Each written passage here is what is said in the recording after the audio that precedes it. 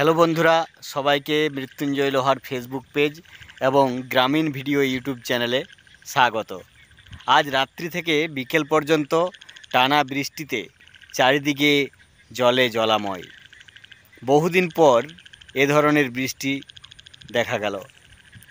দীর্ঘ অপেক্ষার পর মানুষ স্বস্তির নিঃশ্বাস ফেলল।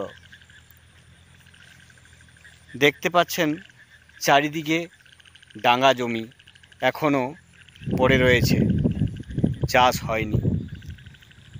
আমরা জানি যে ভাদ্রের 15 পর্যন্ত চাষ হয়ে থাকে, কিন্তু এবছর চড়া রোদে বীজতলা তৈরি করতে পারেনি সবাই।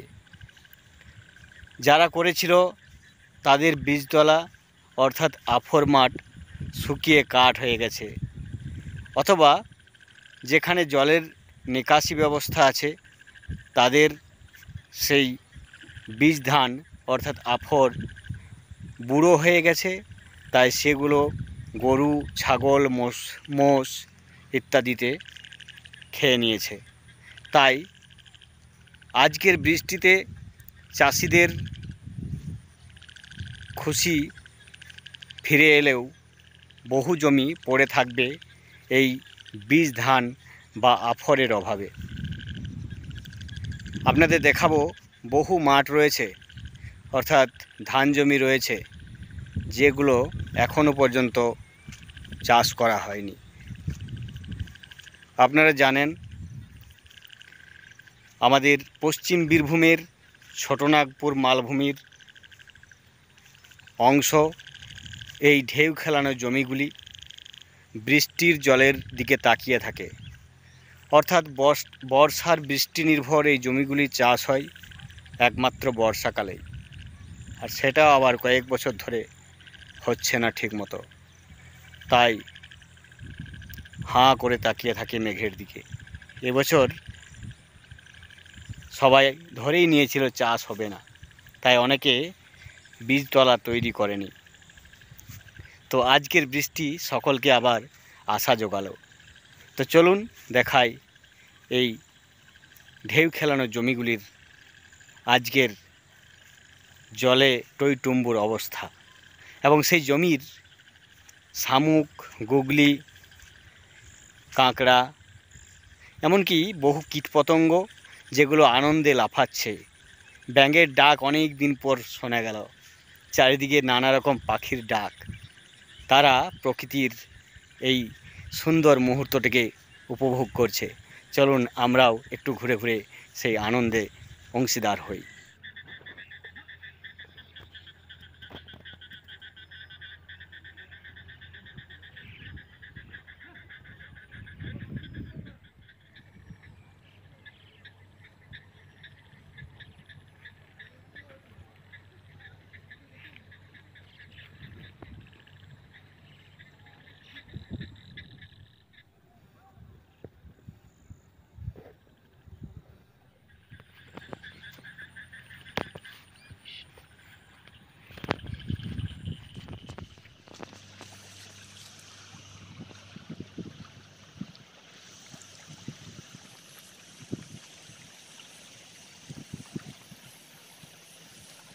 বন্ধুরা, দেখতে পাচ্ছেন একটা পথের কুকুর কিভাবে নদীর মাঝখানে যে একটা দ্বীপ রয়েছে ছোট করে, সেখানে আটকে পড়েছে। এদিকে জল, ওদিকে জল, কোনো দিকে যেতে পারছে না। এখন আমি একা, কোনো আমার হাতে দড়ি বা কিছু নেই। ঘুরতে এসে দেখলাম এটাকে কিভাবে রক্ষা করব সেটা আমিও জানি না। তো দেখো,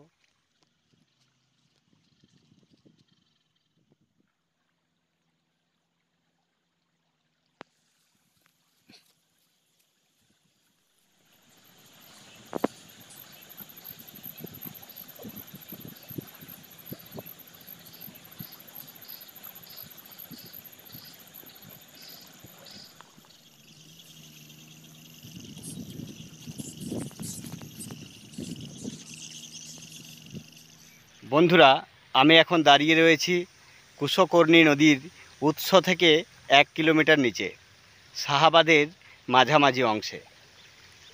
তো দেখুন জল কিভাবে নেমে আসছে। উৎসর দিকে কিছুটা জল কম হলেও নিচের দিকে আরও বেশি হবে। দেখতে পাচ্ছেন শাহাবাদের যে জমিগুলো সেখান থেকে জল নামছে এবং একপাশে ঝাড়খণ্ড। এই যে দেখতে পাচ্ছেন নদীর ওপাশটা হচ্ছে ঝাড়খণ্ড, রসুনপুর, মাঝগড়িয়া এসব গ্রামের জমি থেকে জল নেমে আসছে।